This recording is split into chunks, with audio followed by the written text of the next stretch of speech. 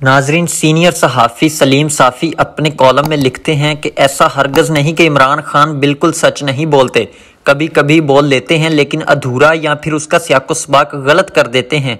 सच है कि जनरल बाजवा ने पाकिस्तान को तबाह कर दिया, ये बोलकर भी इमरान खान ने बिल्कुल ऐसा ही किया।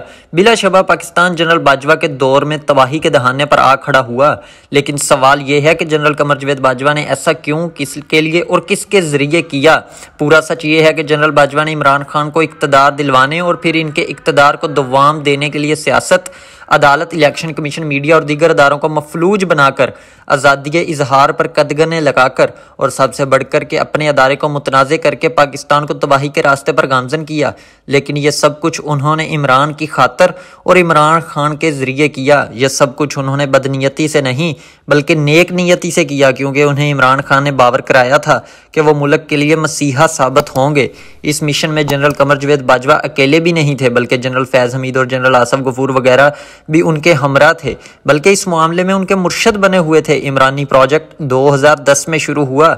जनरल पाशा, जनरल रहील शरीफ, जनरल रिजवान, जनरल आसम सलीम बाजवा और बिलखसूस जनरल ज़हीरुल इस्लाम ने इस प्रोजेक्ट पर खातर ख्वाह सरमायाकारी की थी।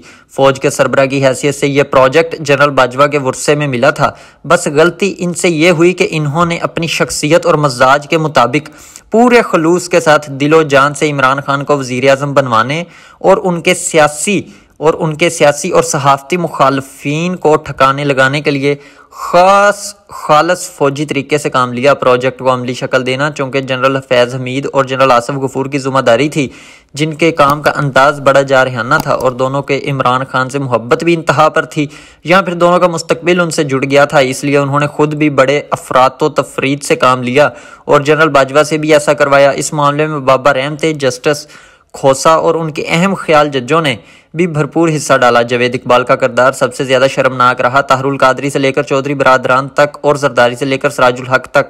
जरदारी ने इलेक्शन से कबल इमरान खान के लिए सियासी बसात बछाने में अपना हिस्सा डाला, जबकि सराजुल हक न सिर्फ गुज़श्ता दौर में इमरान खान के इत्तेहादी रहे बल्कि पनामा के मामले में भी एक मोहरे के तौर पर इस्तेमाल हुए। भी इमरानी प्रोजेक्ट की तकमील के लिए किसी न किसी शक्ल में किसी न किसी वक्त पर इस्तेमाल हुए। मीडिया के वो एंकर्स, तजुर्बाकार और मालकान जो अब सब कुछ बाजवा के गले में डाल रहे हैं, उन्होंने भी अपनी रेटिंग और पैसे के चक्कर में या फिर एस्टेब्लिशमेंट की एमा पर इमरान खान को मसीहा के तौर पर पेश किया, जबकि सोशल मीडिया पर इन्वेस्टमेंट अपनी जगह पर थी। मगरबी कुव्वतों और एक पड़ोसी इस्लामी मुल्क का किरदार इसके अलावा था। इस तरह यह सवाल भी अहम है कि किसने किसको धोखा दिया और किसने किसके साथ डबल गेम की। मैं चूँकि इमरानी प्रोजेक्ट को पाया तकमील तक पहुँचाने की राह में हस्बे इस्तात रुकावट बनने की कोशिश कर रहा था और इस जुर्म की बुनियाद पर सबसे ज़्यादा मुतासर होने वाले सहाफ़ियों के सफ़े अव्वल में शामिल हूँ, इसलिए मैं ज़्यादातर मामलात का ऐनी शाहिद भी हूँ। इलेक्शन से कबल हामिद मीर साहब और अरशाद भट्टी साहब के हमरा जनरल कमर जावेद बाजवा के साथ एक मीटिंग की रूदाद पहले कॉलम में लिख चुका हूँ, लेकिन हकीकत यह है कि जब भी जनरल बाजवा से मुलाकात हुई वो मुझे इमरान खान की हमायत के लिए कायल करते रहे। वो खान से मुखलिस थे या फिर उनकी कामयाबी और नाकामी को अपनी कामयाबी और नाकामी समझ रहे थे। उनके दौर में नवाज शरीफ, जरदारी और कौम परस्त जमातों से ज्यादती हुई, मजहबी जमातों से हुई और हम जैसे इमरान खान के नकाद, मीडिया पर्सनस और अदारों से हुई, लेकिन इमरान खान पर सिर्फ और सिर्फ मेहरबानी होती रही। अगर पहले जनरल ज़हीरुल इस्लाम और फिर जनरल बाजवा और उनकी टीम के लोग अदलिया, नैब, इलेक्शन कमीशन और मीडिया के हाथों पाँव इमरान खान के हक में ना बांधते तो ना सिर्फ इमरान खान का वज़ीर आज़म बनना नामुमकिन था, बल्कि पार्टी फंडिंग और इसी तरह के दीगर केसेस में गुज़श्ता इंतखाबात से कबल नाअहल होकर किसी जेल में पड़े होते। वज़ीर आज़म बनवाने के बाद उनकी हुकूमत चलवाने के लिए भी जनरल बाजवा जिस हद तक इमरान खान के साथ गए, इतना शायद नवाज शरीफ भी शहबाज शरीफ के साथ ना जा सके। इमरान खान अपनी हरकतों से एक एक दोस्त मुल्क को नाराज़ करते और जनरल बाजवा उनके लिए मनाते रहते। फैटफ से लेकर इस असम्बली में एतमाद का वोट दिलवाने तक हर मामले में जनरल बाजवा ने उनकी खातर हर इंतहा पर गए। जनरल बाजवा मीडिया से खेले, अदलिया से खेले, अपोजिशन सियासतदानों से खेले और कई कुव्वतों के साथ डबल गेम भी की, लेकिन इमरान खान से मुखलस थे और डबल गेम नहीं की तो इमरान खान के साथ नहीं की। जबकि दूसरी तरफ इमरान खान शुरू दिन से उनके साथ डबल गेम खेलते रहे।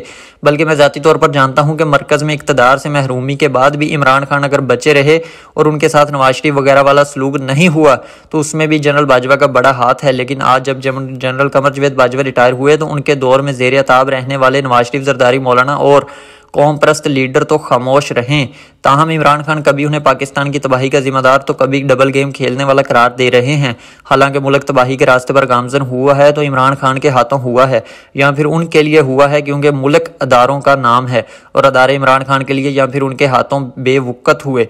और इंतहाई ज़ीरक सियासतदान जो मुस्लिम लीग नून छोड़कर इमरान खान के साथ हो गए थे और अब मायूस हैं। जब मेरे सामने फरियाद की तो अर्ज़ किया कि आप तो जहाँ दीदा इंसान हैं, आप कैसे धोखा खा गए। उन्होंने एक फ़िक्रे में यह कहकर खामोश कर दिया कि जो शख्स पूरी फ़ौज और तमाम एजेंसियों को धोखा दे सके उसके लिए मुझे धोखा देना कौन सा मुश्किल काम है। ये राय जो है वो आसम